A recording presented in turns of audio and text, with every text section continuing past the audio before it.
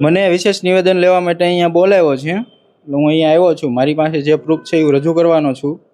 અને મારું જે પહેલેથી જે છે આરોપી એનું નામ જયરાજનું એ પહેલેથી લખાવેલું જ છે મેં અને લખાવવાનો છું. પણ જો અત્યાર સુધીની તપાસમાં એક પણ જગ્યાએ જયરાજ આહિરનો કોઈ જગ્યાએ રોલ છે તે પ્રસ્થાપિત થયો નથી, તો પછી કેવી રીતના નામ છે તો એ આવી શકે? મારી પાસે પ્રૂફ છે ને એમના. પ્રૂફ શું હોઈ શકે તમારી પાસે? એ છે વિડીયો હોય છે, ઓડિયો છે, બીજા જીવતા માણસો છે.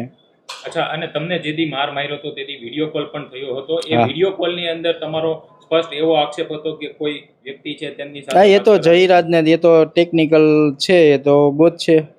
અત્યાર સુધીની તપાસમાં તમારો એક પણ ફેરી પોલીસે સંપર્ક કર્યો છે ખરી? નહીં. આજે કેટલામો દિવસ છે તમારો એસઆઈટીએ સંપર્ક કર્યો બગદાણા પોલીસ? 21 દિવસ થયા છે. અચ્છા, જો તમારા સમાજના જે આગેવાનો છે, ધારાસભ્ય છે, તે આ બાબતે મુખ્યમંત્રીને પણ મળ્યા હતા. શું પોલીસ દ્વારા જે તપાસ કરાવવામાં આવી રહી છે, તપાસ કરી રહી છે, તે યોગ્ય છે કે નહીં? હા, એસઆઈટી જે નવા 3 કોઈ આરોપીઓ પકડાણા છે, મુખ્ય જે મારવામાં હતા ને જ્યાં ખોટા રજૂ કર્યા હતા, એની જગ્યાએ જે આરોપીઓ હતા એને એટેક કર્યા છે એ વાત છે. પણ જો હુમલાની ઘટના બની છે તો પોલીસે અત્યાર સુધીની તપાસમાં એક પણ ફેરી પોલીસે એવું નથી કીધું કે જયરાજ આહિરનો કોઈ પણ જગ્યાએ રોલ હોય?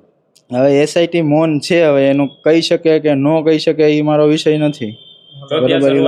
જે પોલીસના પીઆઈ છે, મહિલા પીઆઈ, તેમની ઉપર પણ આક્ષેપ થઈ રહ્યા છે અને પછી તપાસ છે તે મહુવા ટાઉનના પીઆઈને પણ આપી હતી.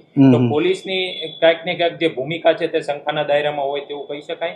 એ તો પેલા તપાસ કરવા વાળા હતા, એ તો છે જ ને. અત્યારે આ લોકો ન્યાય નહીં મળે તો અમારા આગેવાનો થકીને અમારા સમાજ વતી મોટું આંદોલન કરશું. અચ્છા નવનીતભાઈ, તમે કહ્યું હતું કે જે તત્કાલીન પીઆઈ ડીવી ડાંગર હતા, ડીવાયએસપી રીમાબા ઝાલા હતા, તેની પણ શંકાસ્પદ ભૂમિકા છે, તો તેની સામે શું પગલાં લેવા જોઈએ? એને તો ડિસમિસ કરવા જોઈએ, એવી મારી માંગણી છે.